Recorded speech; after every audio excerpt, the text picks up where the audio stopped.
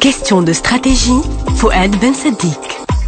Bonjour, prénom Nzha, nom Laharichi, profession présidente, directrice générale en exercice de la Société marocaine d'assurance et d'exportation et, jusqu'à il y a quelques semaines, membre de la Chambre des députés. Fonctions antérieures, conseillère du Premier ministre lorsqu'il s'appelait Abdelrahman Yousfi, puis lorsqu'il s'appelait Driss Jto. C'est alors une technocrate, me direz-vous.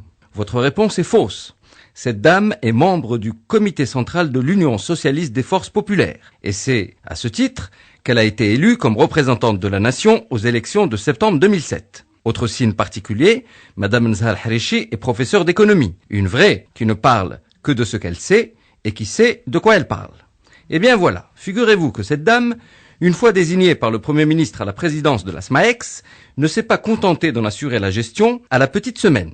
Elle s'est mise dans la tête que pour être efficace, c'est-à-dire pour dynamiser les exportations marocaines en leur garantissant la plénitude du paiement de leurs valeurs, la SMAEX avait besoin d'un tour de table structuré autour d'un actionnaire de référence. Elle fit donc du porte-à-porte pour faire vendre à l'État marocain des parts minoritaires et dispersées que détenaient jusque-là un certain nombre d'investisseurs privés marocains et étrangers. Seulement voilà, lorsqu'elle fit de l'État son actionnaire majoritaire, Madame Laharichi s'est rendue compte qu'elle ne peut pas d'un côté présider une entreprise à capitaux majoritairement publics et d'autre part siéger au Parlement. Voilà une drôle d'idée, me diriez-vous. Pourtant, Madame Laharichi a tout à fait raison. En tant que présidente d'une société mixte, donc chargée de gérer des capitaux majoritairement publics, elle est de fait et de droit sous l'autorité du chef du gouvernement, auprès duquel elle doit faire valider sa stratégie, approuver sa gestion et rendre compte de ses résultats. Et en tant que députée, elle était de droit en situation de contrôler le gouvernement, d'en voter et donc d'en valider les projets de loi, d'en discuter la politique, d'en interroger les ministres par voie de questions orales. Bref, elle était en situation de faire la loi. Or, le bon sens et les principes généraux de la démocratie ne permettent pas qu'une même personne soit en situation à la fois de faire la loi et de l'exécuter. Ce bon principe fait d'ailleurs partie de la législation marocaine.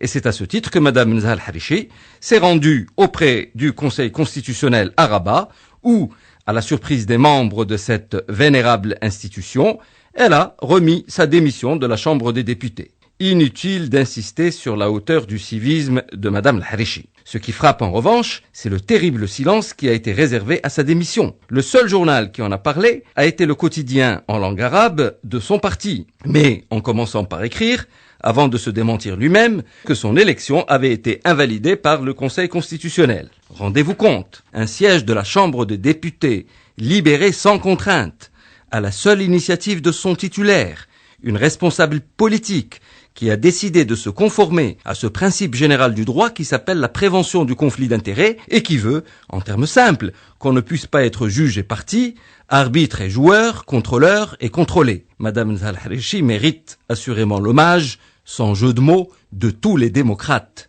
Cet honorable député vient de montrer que c'est aussi en le quittant, lorsqu'on n'a pas de qualité pour y siéger, qu'on peut respecter le Parlement, pour que vive la démocratie. Question de stratégie vous a été présentée par Upline Group.